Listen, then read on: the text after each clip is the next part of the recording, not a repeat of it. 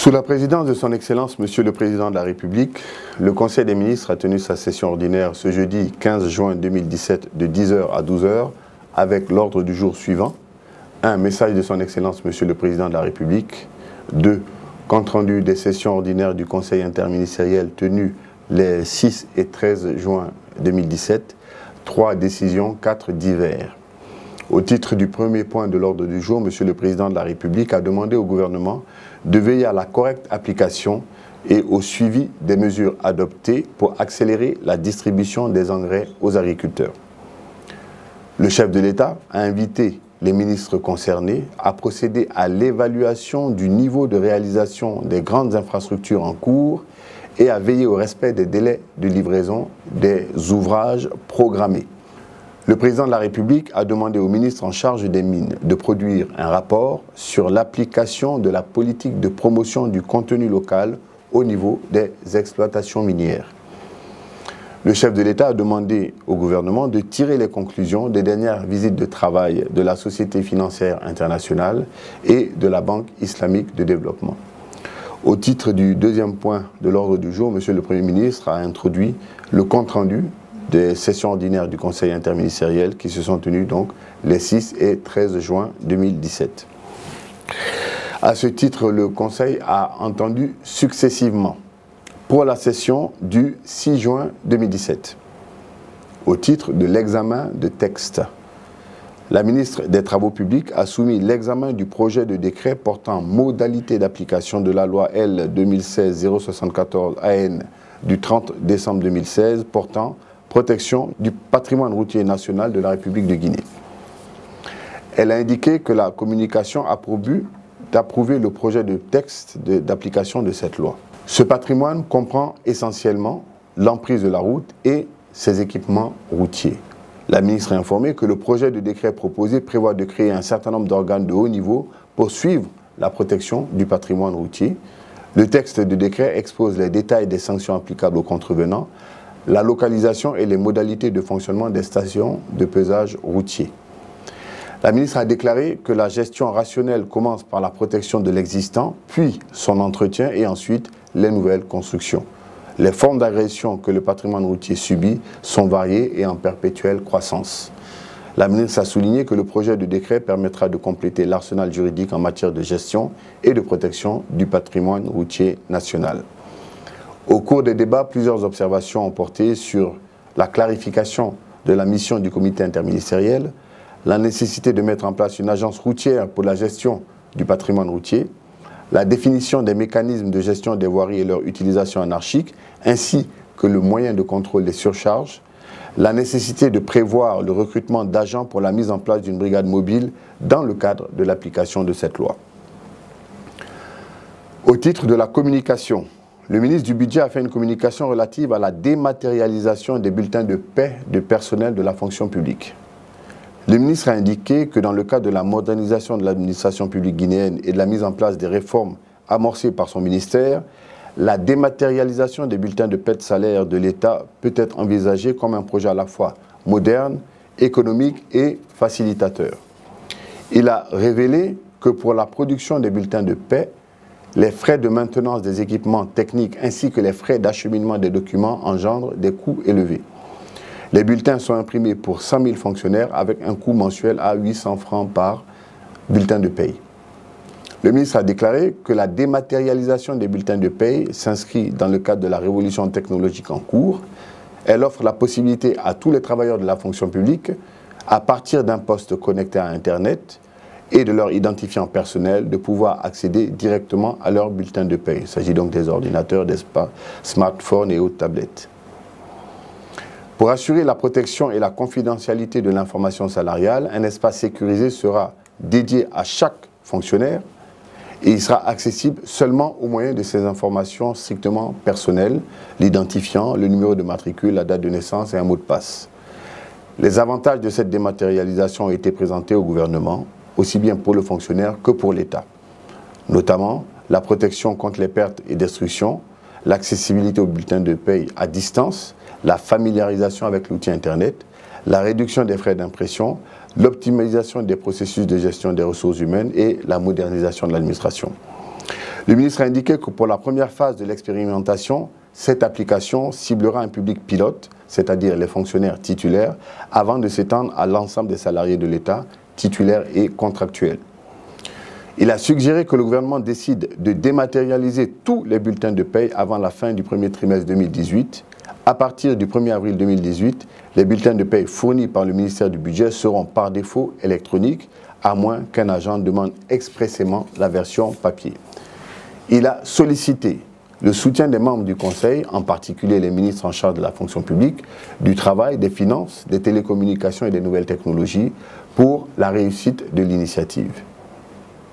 Au terme des débats, le Conseil soutient l'initiative du ministre et l'invite à approfondir les consultations pour la réussite de ce programme. Pour la session du 6 juin, au titre des communications, la ministre de l'Action sociale, de la promotion féministe et de l'enfant a fait une communication relative au document de politique nationale de protection sociale.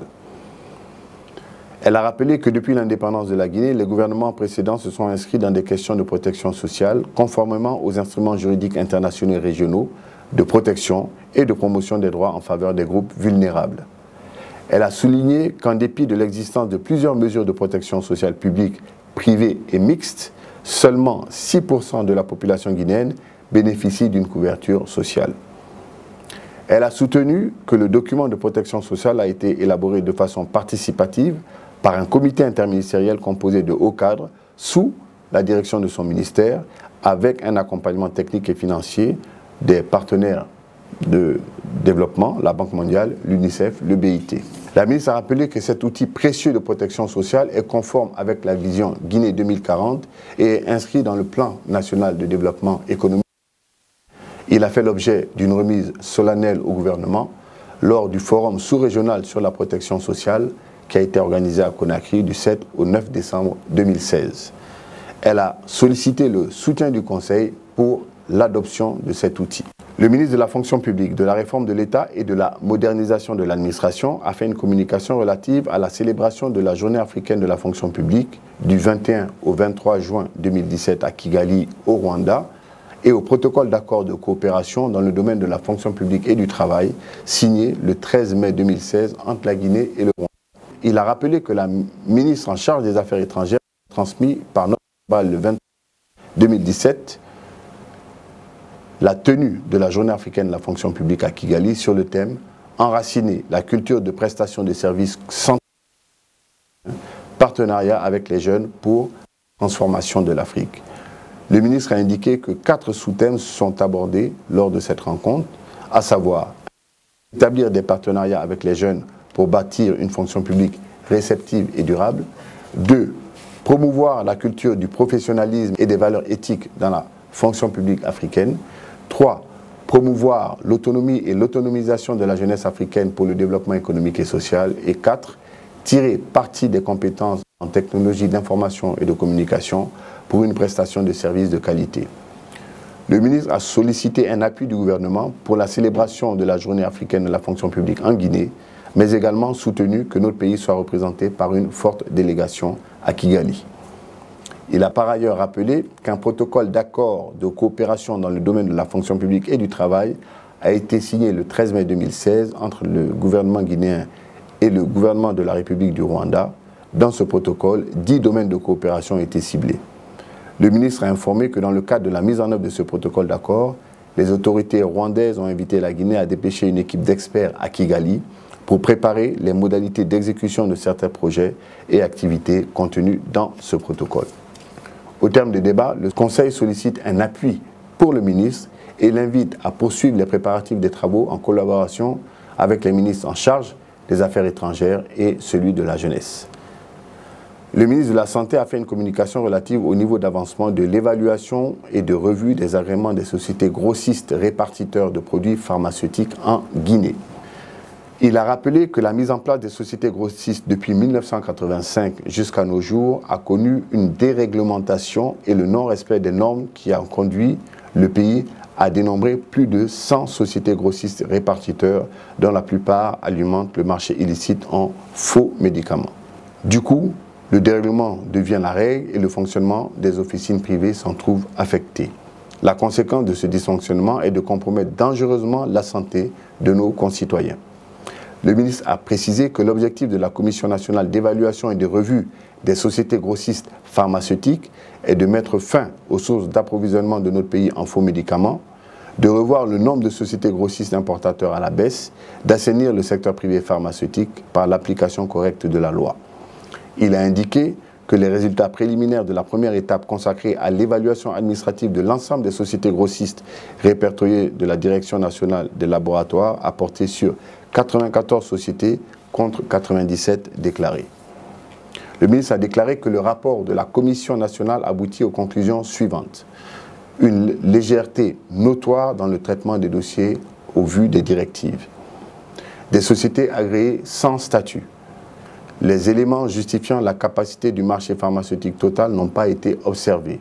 Pire, le rôle du pharmacien garant du professionnalisme des sociétés grossistes a été complètement ignoré.